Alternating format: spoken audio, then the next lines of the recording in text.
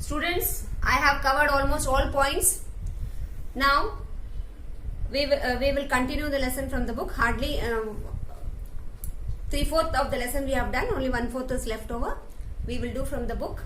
I will explain you very clearly, and then we will go with our exercises. Agro-based industries or the plantation industry. The British made a lot of money through plantation industries.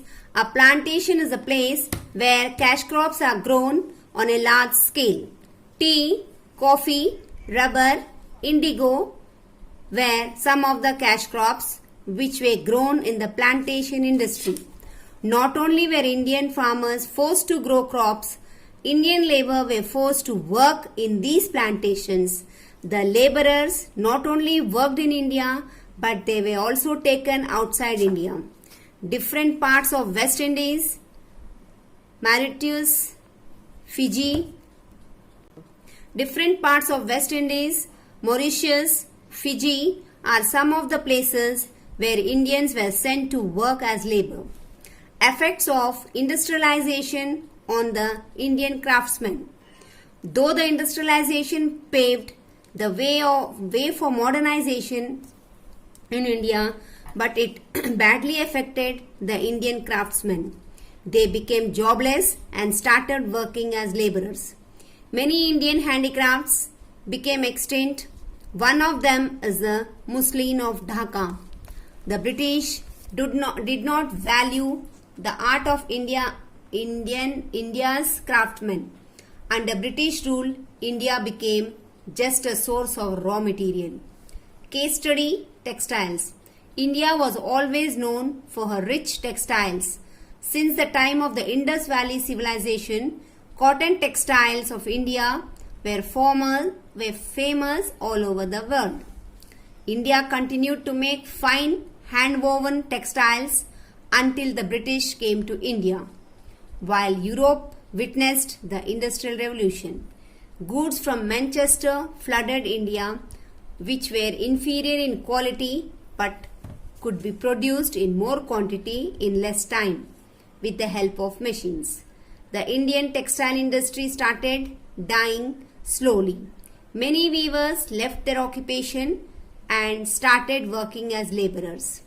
By the end of the 19th century, many textile industries started in India also, but they could not compete with the English goods, as the English goods were cheaper. Mahatma Gandhi encouraged the people of India to produce clothes by using the charkha. Gandhiji called this home-spun cotton cloth khadi. He used khadi as one of his non-violent weapons to protest against the British. After independence, the government of India once again tried to boost the textile trade. Modern and latest technology was introduced. Research and development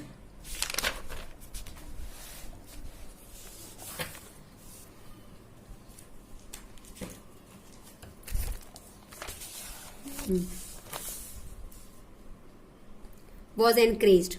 Textile industry, which was previously only concentrated in Gujarat and Maharashtra, gradually shifted to other parts of India also.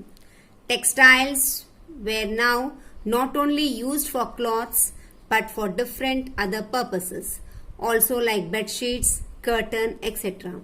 Though the government of India is also trying to revive our traditional industry, yet the old creativity and appreciation for it has been lost. Human beings have now become more dependent on machines. Students, you can see the picture of this traditional carding in India. It's not seen clearly. Here you can see the Mahatma Gandhi spinning thread on a charkha. Then block printing by hand. Modern in machines used for printing clothes. Students, with this we have completed the lesson. It is very easy and interesting lesson. You go through it, you will understand. Now we will start our exercises. Fill in the blanks. Fill in the blanks of lesson 5 history. The first fill in the blanks is the first cotton mill was set up in dash. It is Mumbai.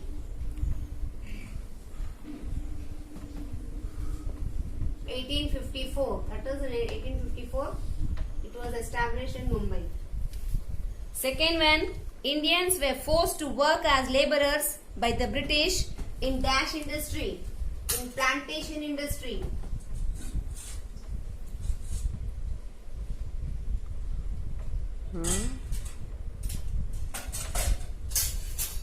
The iron and steel industry in India was first time set up by dash.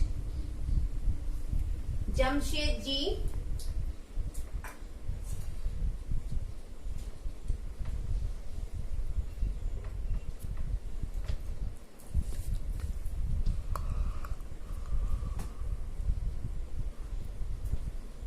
Nasur Wanji.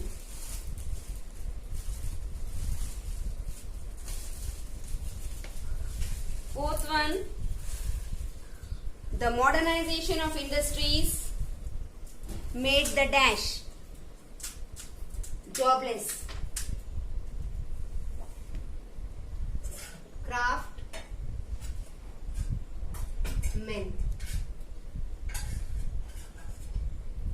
Last one, Lord Curzon established a separate department of dash and dash. Lord Curzon established a separate department of commerce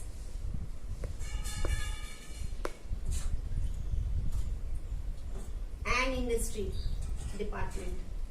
And industry department. Students, with this we have completed the fill in the blanks. Now we will go with true or false.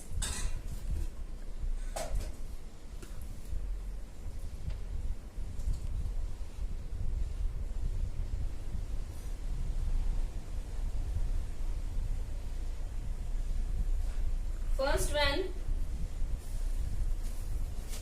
the craftsmen of India progressed after the arrival of the British. First one, it is false.